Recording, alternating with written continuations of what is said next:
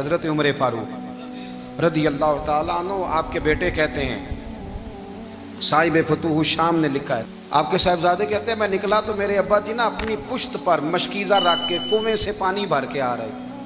میں دوڑ کے آگے گیا، میں نے کہا ابا جی مجھے دے دے۔ فرمانے لگے بیٹا تیرا کیا خیال ہے، کوئی اور نہیں تھا مشکیزہ بھر کے لانے کے لیے، تیرا کیا خیال ہے؟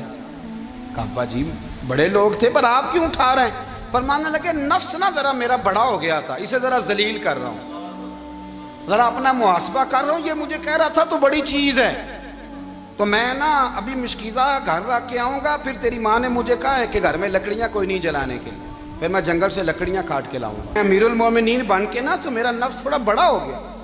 اب یقین کریں ہمارا آزما خراب ہو جاتا ہے جب تک ہمارا تعارف صحیح نہ ہو، ہمارا تعارف ٹھیک نہ ہو، میں یہ ہوتا ہوں میں وہ ہوتا ہوں، چھوڑ مٹی دیں تے مٹی رہنا ہی، مٹی دیں تے مٹی دیں تے مٹی رہنا ہی، ایویں کادی بلے بلے اج مٹی دے اتے بندیا تے کل مٹی دے تھلے، مٹی دیں تے مٹی رہنا ہی، کادی بلے، مجھے پوچھ لو، مجھے جان لو، میرا نام لے لو، میں بھی آیا ہوں، میں بھی ہوتا ہوں، میرا بھی یہ تذکرہ ہے۔ جس کو اپنا تعارف کرانا پڑ گیا اس سے بھی زیادہ کمزور کوئی ہے؟ فوٹو میں دکھاتا پھرتا ہے فلانے کے ساتھ فوٹو، فلانے، تو کمزور بندے یہ کام کر۔ حضرت عمر فاروق اللہ اکبر، حضرت عمر جیسا بندہ 24 لاکھ مربع میل کا حکمران، اور شاہ روم کو خط لکھ کے کہتا ہے میں منت نہیں کرتا میں حکم دیتا ہوں۔ اتنا تگڑا بندہ۔ جنگ قادسیہ کے لیے حضرت سعد بن ابی وقاص کو بھیجا، فتوح شام پڑھ کے دیکھیں۔ حضرت عمر بڑے پریشان ہیں، اتنے دن ہو گئے کوئی رپورٹ ہی نہیں آئی، اب تو موبائل ہے نا، تو ایک ایک منٹ کی رپورٹ لیں آپ، بلکہ آپ ایک ایک منٹ کی فوٹو لیں، آپ رپورٹ تو دور رہ گئی۔ حضرت عمر فاروق رضی اللہ تعالیٰ عنہ بڑے پریشان ہیں کہ قادسیہ میں حضرت سعد بن ابی وقاص کے ساتھ لوگ جہاد کرنے گئے، رپورٹ کوئی نہیں آ رہی۔ اتنے پریشان تھے کہ باہر نکل کے نا اس رستے پہ بیٹھ جاتے جو رستہ قادسیہ کی طرف سے آتا تھا، جو بھی آتا جاتا پوچھتے جنگ کے کیا حالات ہیں۔ ادھر جب اللہ نے فتح دے دی نا تو حضرت سعد بن ابی وقاص رضی اللہ تعالیٰ عنہ نے ایک قاصد کو خط دے کے بھیجا، کہنے لگے عمر کے پاس جاؤ، انہیں اطلاع دو کہ الحمدللہ اللہ نے اسلام کو فتح عطا کر دی۔ یہ حضرت عمر کو جا کے دینا، وہ بڑے پریشان ہوں گے۔ وہ جو اس زمانے میں اس طرح ہوتا تھا کہ کئی دور دور سے صحابہ جو دوسرے شہروں کے ملکوں کے رہنے والے ہوتے تھے وہ بھی آ کے شامل ہو جاتے تھے جہاد میں۔ کوئی ایک دفعہ مدینے آیا، کوئی 2 دفعہ آیا، پھر اپنے اپنے علاقوں میں بہت سارے لوگوں نے زیادہ دفعہ حضرت عمر کو دیکھا بھی نہیں تھا۔ وہ جو قاصد خط لے کے آیا تھا نا اس نے ایک آدھ دفعہ دیکھا تھا، حضرت عمر بوڑھے ہو گئے، وہ پہچانتا نہیں تھا۔ ادھر سے وہ خط لے کے آ گیا، حضرت عمر مدینے سے باہر نکل کے اس روڈ پہ بیٹھے تھے جو قادسیہ سے آتا تھا۔ جب وہ اس آدمی کو آتے دیکھا تو حضرت عمر اٹھ کے کھڑے ہو گئے، فرمانے لگے قادسیہ سے آ رہے ہو؟ وہ کیا کہتا ہے؟ پھٹے پرانے کپڑے، ٹوٹے ہوئے جوتے، سر پہ پرانی پگڑی، کہنے لگے غلام مدینے کے رہنے والے ہو؟ حضرت عمر کہنے لگے ہاں مدینے کا ہوں۔ کہا میں قادسیہ سے آیا ہوں، الحمدللہ اللہ نے اسلام کو فتح دے دی ہے، الحمدللہ کفر کی کمر ٹوٹ گئی ہے۔ اس نے یہ بات کر کے تو گھوڑے کو ایڑی لگائی، گھوڑا دوڑنے لگا مدینے کے، حضرت عمر بھی ساتھ ساتھ دوڑ رہے، فرمانے لگے اچھا بتاؤ خالد بن ولید کا کیا حال ہے؟ تھوڑا آگے جا کے فرمانے لگے اسامہ بن زید کیسے ہے؟ وہ کہتے ہیں ٹھیک ہے۔ پھر اس نے اور گھوڑا، عمر ساتھ ساتھ دوڑ رہے ہیں، ساتھ ساتھ 24 لاکھ مربع میل کا حکمران، ایک جوتا پیر سے نکل گیا، عمر دوڑ رہے ہیں۔ آگے جا کے پوچھتے ہیں سعد بن ابی وقاص کا کیا حال ہے؟ کہا حضور وہ بھی ٹھیک ہے۔ کتنے لوگ میرے شہید ہو گئے مسلمانوں میں سے؟ کہنے لگا صحیح گنتی کا نہیں پتا، یہ لفظ ادا ہوتے ہوتے مدینے کی سرحد آ گئی۔ لوگوں نے عمر کو گھوڑے کے ساتھ دوڑتے دیکھا تو کہا امیر المومنین کیوں دوڑ رہے ہیں؟ وہ غلام چھلانگ لگا کے نیچے آیا، قدموں میں بیٹھ گیا، کہنے لگا حضور آپ نے بتایا ہی نہیں آپ امیر المومنین ہیں۔ آپ فرمانے لگے کیا بتاتا؟ میں تو اونٹ چرانے والے کا پتر ہوں، کیا بتاتا؟ وہ عمر ہوں جس نے اپنے گناہوں کا حساب دینا ہے، کیا بتاتا؟ جو سعد بن ابی وقاص کو جہاد پہ بھیج کے خود بزدلوں کی طرح گھر میں بیٹھا ہے، کیا بتاتا؟ کوئی حیثیت نہیں، کوئی تار، تو نے اچھا کیا، تو تو مجاہد تھا، مجھے ساتھ ساتھ دوڑایا، تو نے اچھا کیا۔ جتنے لوگ تھے چیخیں مار کے رونے لگے۔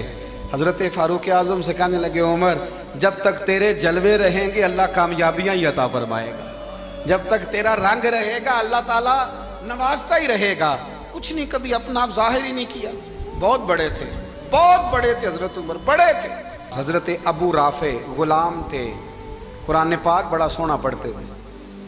हजरत उमर जब भी उन्हें मिलते कहते अबू राफे तो उमर से अच्छा है, कुरान बड़ा शानदार पढ़ता है। तो वो कहते हुजूर अगर मैं कुरान सही पढ़ता हूँ तो आपको कुरान की तशरीह ज़्यादा सही आती है, आप भी तो मुझसे अफजल हैं। तो आप फरमाते नहीं, फिर भी तो मुझसे अफजल है। क्यों? इसलिए कि तू अपने आका की नौकरी भी ठीक करता है और रब की इबादत भी ठीक करता है, और मुझे खाली सिर्फ इबादत करनी होती है वो भी ठीक नहीं कर पाता। सारी जिंदगी अपना मुहासबा, सारी जिंदगी अपने गिरेबान में देखा, सारी जिंदगी अपने आप को परखा, अपने आप को टटोला। 62 साल उम्र बीत गई। हजरत हुज़ैफा बिन यमान एक सहाबी थे, मेरे नबी करीम अलैहिस्सलाम ना उनसे राज की बातें करते थे। हर बंदे का आज़मा ठीक नहीं होता, सबसे राज की बात नहीं करनी चाहिए। हजरत हुज़ैफा बिन यमान कहते हैं हुजूर राज की बातें बताते। मदीना मुनव्वरा में जो मुनाफिकीन थे उनकी लिस्ट भी नबी पाक ने हजरत हुज़ैफा बिन यमान को दी थी।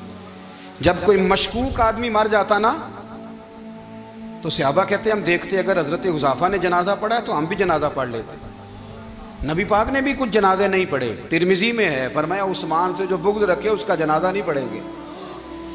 हजरत हुज़ैफा बिन यमान अगर जनाजा पढ़ते तो लोग पढ़ते, वो ना पढ़ते तो लोग जनाजा ना पढ़ते।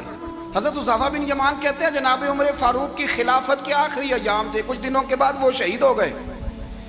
फरमाते आधी रात का वक्त था, मैं घर में सोया था बड़ा बेफिक्र, अचानक मेरे दरवाजे पे दस्तक हुई, मैं घबरा के उठा, इतनी रात को कौन आया?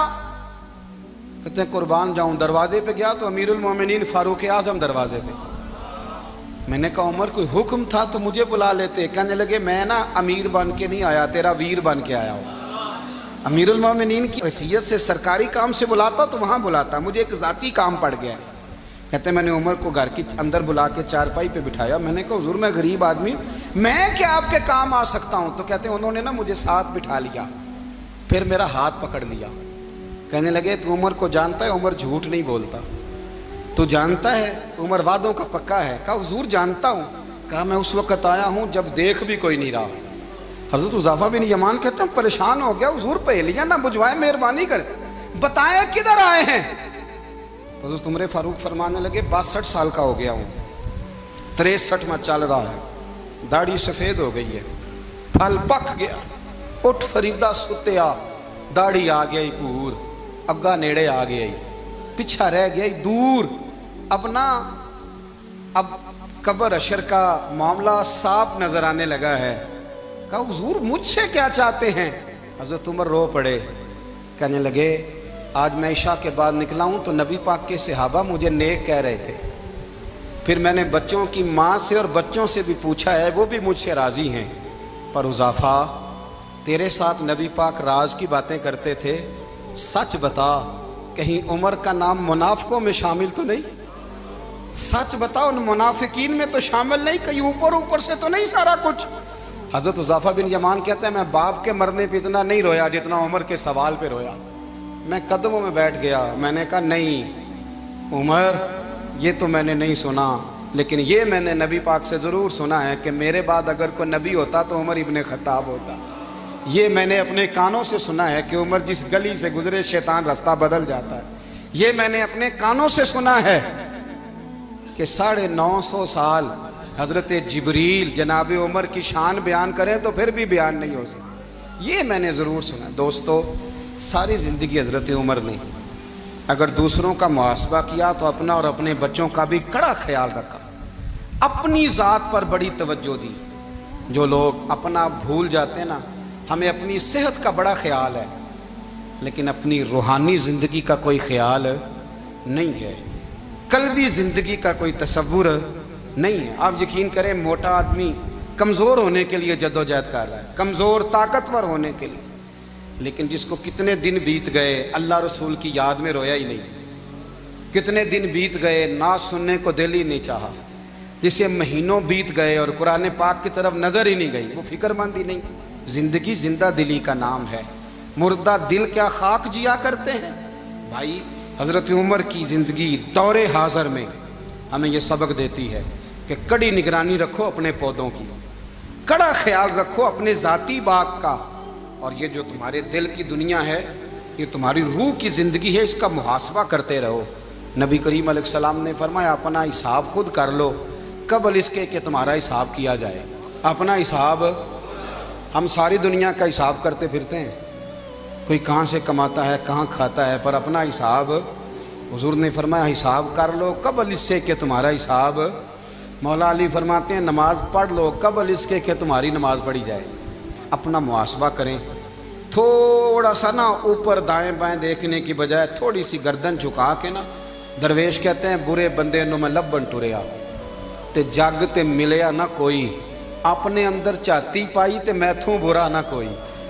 حضرت عمر فاروق رضی اللہ تعالیٰ عنہ نا باہر والوں کا بھی بڑا سخت حساب کرتے تھے، بڑا۔ ایک گورنر صاحب نے لباس بڑا شاندار پہننا شروع کر دیا تھا تو حضرت عمر نے اتروا کے نا تو انہیں ٹاٹ کا لباس پہنا کے تو اونٹ چرانے کی ڈیوٹی دے دی تھی، اتنا سخت احتساب کرتے تھے۔ کسائی کی دکان پر بھی 1-2 گھنٹے کھڑے ہوتے تھے، جو آدمی مسلسل 2 دن گوشت خریدتا تھا نا، فرماتے تھے اس کا ٹیکس بڑھا دو، لوگوں کو دال نہیں مل رہی اور یہ روز گوشت کھاتا ہے۔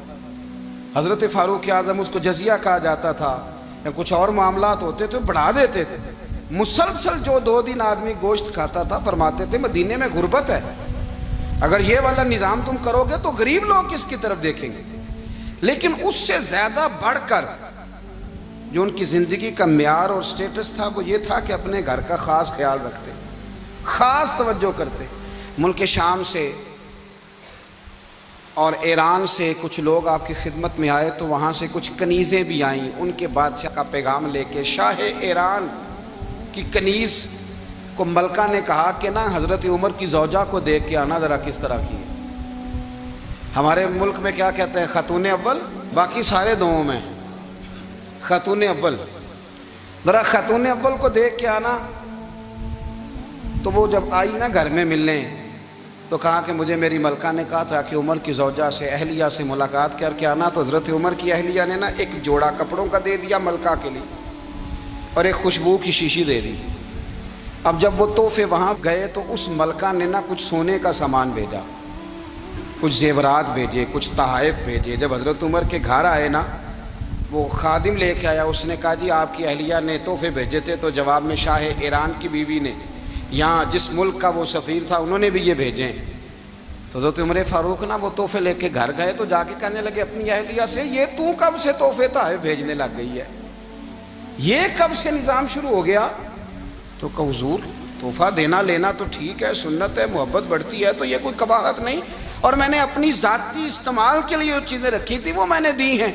تو حضرت عمر فاروق رضی اللہ تعالیٰ عنہ فرمانے لگے ہم نے کسی ملک کے ساتھ اور اس کے بادشاہ کے ساتھ ذاتی تعلق نہیں بنانا، تعلق جو بھی بنے گا رسول اللہ کے دین کی برکت سے بنے گا، ذاتی رشتے نہیں ہم نے قائم کرنے۔ ذاتی آپ کے ملک کی جو ایئر لائن جس کا ہر سال خسارے کا ڈنڈورا پیٹا جاتا ہے نا، وہ ہمارے بادشاہ صاحب اور صدر صاحب اگر غیر ملکیوں کو گھوڑا کبھی بھیجنا ہو نا، گھوڑا تو پورا ایک جہاز گھوڑا لے کے تحفے میں جاتا ہے، پورا جہاز غریب قوم کا یہ سرمایہ، اور قوم بڑی بادشاہ ہے، لائنوں میں لگ کے ووٹ دیتی ہے۔ 2 کام ہمیشہ لائن میں لگ کے کرنے، ایک بل لائن میں لگ کے جمع کرانا ہے اور ایک ووٹ لائن میں لگ کے، تاکہ پھر پورے 5 سال لائن میں ہی لگے رہیں۔ مرضی سے آپ ووٹ دینا پر جو بات درست ہے اس کو سنو۔ حضرت عمر فاروق رضی اللہ تعالیٰ عنہ نے اپنی اہلیہ سے پوچھا کتنے کا تھا وہ تیرا جوڑا اور خوشبو کی شیشی؟ انہوں نے کہا 3 دینار کی۔ فرمایا یہ 3 دینار تیرے اور باقی جو تحفے آئے ہیں وہ تو خود کہہ، چونکہ اس نے تیرے نام بھیجے ہیں، تو کہہ کہ میں مال غنیمت میں دیتی ہوں، تو کہہ میں مسلمانوں کو کہہ۔ تو زوجہ ہنس پڑی، کہنے لگی میں نہ بھی کہوں تو مجھے کہنا تو پڑے گا ہی، کہنا تو میں نے ہے ہی، کیونکہ سامنے عمر فاروق ہیں، لہذا فرمایا کہہ دیتی ہوں میں نے دیا خزانے کو۔ حضرت عمر نے جمع کرا لیا۔ میں یہ کیا بات ہے، میرے گھر والے جو مرضی کریں، ان کا معیار زندگی جس طرح کا مرضی ہو۔ اور حضرت عمر ایک جملہ کہا کرتے تھے، اللہ کرے کہ یہ باتیں اس دور حاضر میں ہماری سمجھ میں آئیں۔ حضرت عمر فاروق رضی اللہ تعالیٰ عنہ اپنے بچوں کو فرمایا کرتے تھے کہ بہت آدمی کو بھوک لگی ہو نا، اور پھر اس کی پسند کا کھانا پکا ہو، جتنے شوق سے وہ اس کھانے کو دیکھتا ہے نا، فرمایا اس طرح پوری قوم اپنے بادشاہوں کے خاندان کو دیکھتی ہے۔ اس تیزی کے ساتھ دیکھتے ہیں کہ ان کے گھر میں کیا ہو رہا ہے، ان کا معیار زندگی کیا ہے، ان کا سٹیٹس کیا ہے۔ آپ کے بچے دونوں کاروبار کے لیے مصر گئے، ایک بہت بڑا قافلہ گیا مدینے سے مصر تجارت کے لیے، تو یہ گئے تجارت کے لیے، تو حضرت عبداللہ ابن عمر، حضرت عبید اللہ ابن عمر، حضرت عمر کے دونوں بیٹے گئے۔ جناب عمر فاروق کے بچے جب وہاں پہنچے تو مصر کے گورنر نے نا لوگوں کو تعارف کرایا کہ یہ عمر فاروق کے بیٹے ہیں۔ ایک چھوٹی سی بات کر دوں، یہ چودھری کے بیٹے کو کون بتاتا ہے کہ تو چودھری کا بیٹا ہے؟ باہر والے بتاتے ہیں، گھر والے۔ اور سیٹھ صاحب کے بیٹے کو کون بتاتا ہے کہ تو سیٹھ صاحب کا بیٹا ہے؟ اور مالک کو کون بتاتا ہے کہ تو مالک کا بیٹا ہے اور یہ کرایہ دار ہے؟ یہ کون بتاتا ہے؟ یہ سوچ ہم دیتے ہیں بچوں کو۔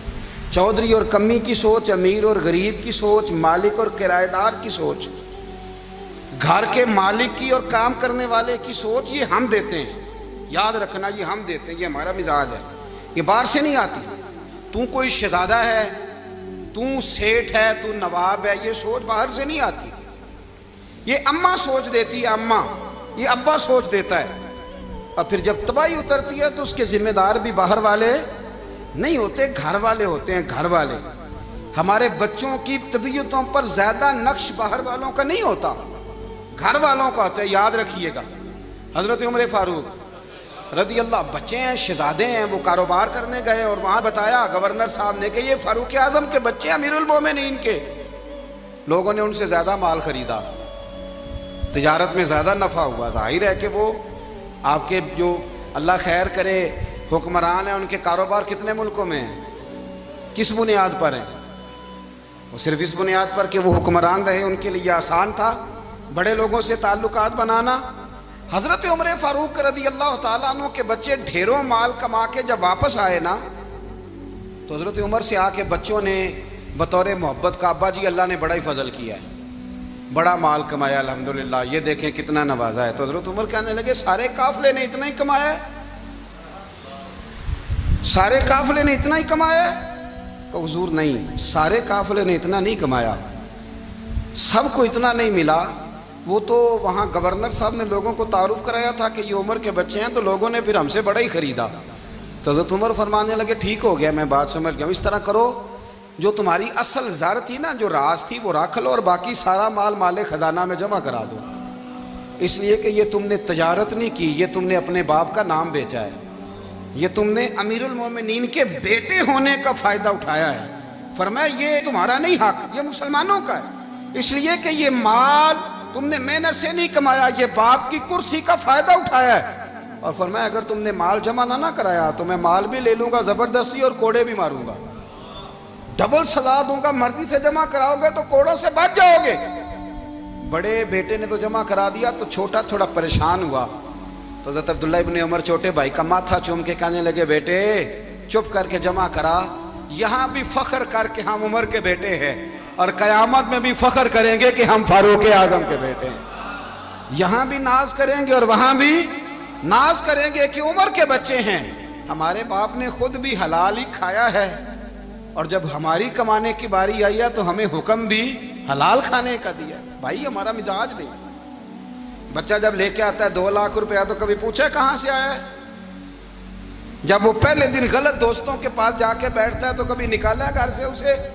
یہ بہت سارے خمیازے ہمیں اس لیے بھگتنے پڑتے ہیں کہ ہم ابتدا میں سوراخ بند نہیں کرتے، جب اس میں شگاف پڑ جاتا ہے، سیلاب آتا ہے تو ہمیں ہوش آتی ہے۔ حضرت عمر نے اپنے گھر میں نگرانی رکھی، کڑی نگرانی، زیادہ نماز گھر میں پڑھتے تھے حضرت عمر، نفلی نمازیں زیادہ کیوں بلا؟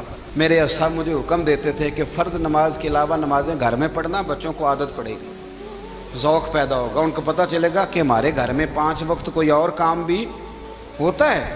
بھائی یاد رکھیں کہ آپ نے اگر سجدہ کرنا ہے تو بچہ لیٹ جائے گا، اسے پتہ کوئی نہیں سجدہ کیا ہے، لیکن جب گھر میں کبھی قرآن ابا جی کھول لینا، میں اکثر کہتا ہوں جب ابا جی کا موڈ بن جائے نا لیکچر دینے کا، وہ گھر میں شروع ہو جاتے ہیں، کہتے ہیں آپ لوگ نماز نہیں پڑھتے اس لیے میرے کاروبار میں برکت کوئی نہیں، تم سویرے قرآن پاک نہیں کھولتے تو میں تباہ ہو گیا ہوں۔ تو میاں آپ نے کب گھر میں قرآن پاک کھولا تھا؟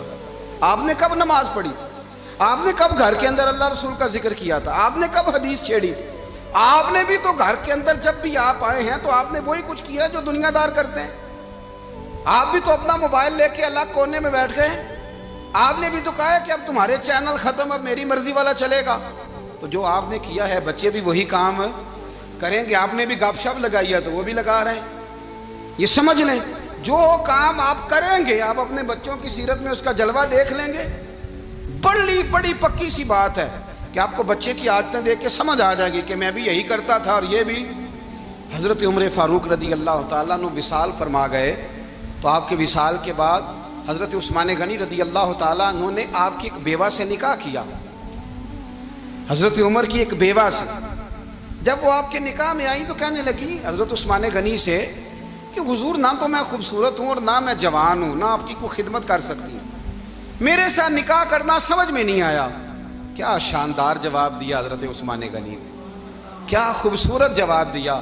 فرمانے لگے میں نے اس لیے نکاح نہیں کیا کہ مجھے تمہارے حسن سے دلچسپی تھی یا تمہاری خدمت کی ضرورت تھی, میں نے تو اس لیے نکاح کیا ہے کہ مجھے بتاؤ عمر فاروق گھر کے اندر اپنے رب کی عبادت کس طرح کرتے تھے, وہ قرآن پاک کس طرح پڑھتے تھے, وہ رویا کیسے کرتے تھے, استغفار کا طریقہ کیا, کس وقت کس انداز میں وہ اپنے رب کو یاد کرتے تھے. اس لیے کہ عمر کئی دفعہ گھر سے آتا تھا تو میں اس کے چہرے پر نور دیکھا کرتا تھا, میں روشنی دیکھتا تھا, ایک معیار